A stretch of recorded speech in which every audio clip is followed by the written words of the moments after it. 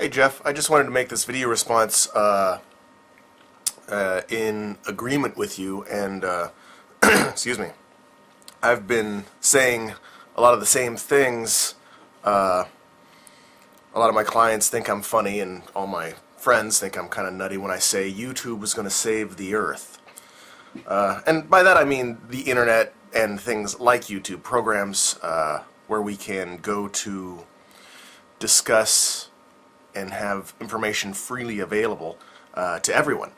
And everyone is approachable and subject to criticism. In the past, information has been controlled. You have a book, or you had information in a certain area, and only a certain part of the population had access to it. Even with just libraries, you had to be able to get to the library. You had to be able to get a library card to be able to take it home. You had to go through steps to get the information, and it was much harder to get the information. Now you can go on like YouTube and get reviews, get the information boiled down. You get hear the criticisms against and for that information. So you're not just taking this one reference material and going, this is the authority. You can go, what do other people think of this? And that's a huge benefit to mankind. The other thing about being able to argue with theists, it is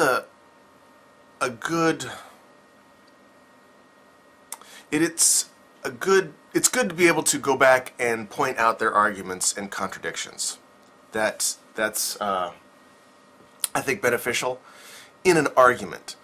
I don't think, though, many people are going to be won over by winning the argument. I don't know of any real arguments that I ever lost with a theist.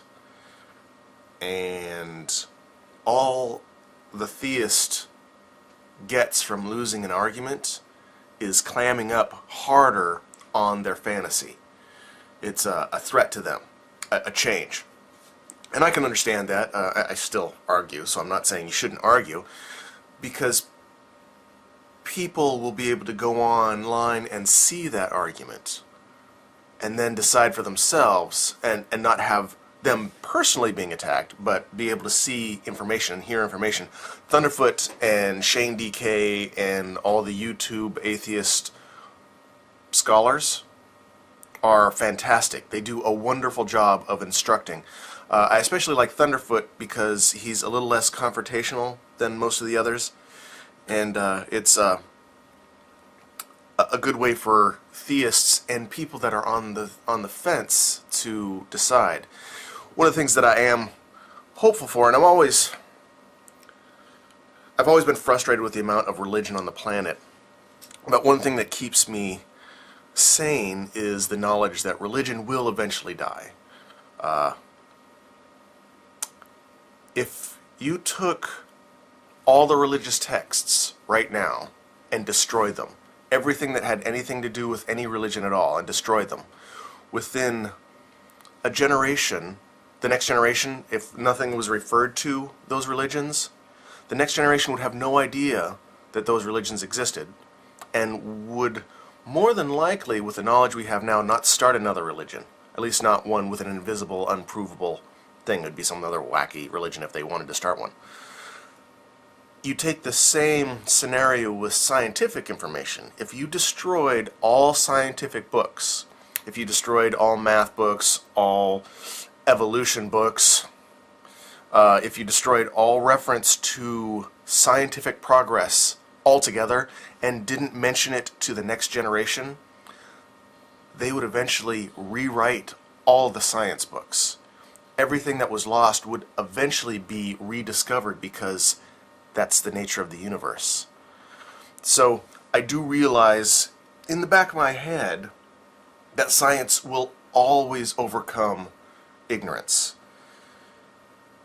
I think we're right on the cusp. I'm afraid that we're going to see a lot of violent death throes of religion. The fanatical and the scared fighting back really hard. But to my opinion, things like YouTube and the internet are allowing people to see the truth and are preventing organized religions from squelching the truth. So I'm with you. I'm on board with YouTube will save the world. I just hope it happens soon.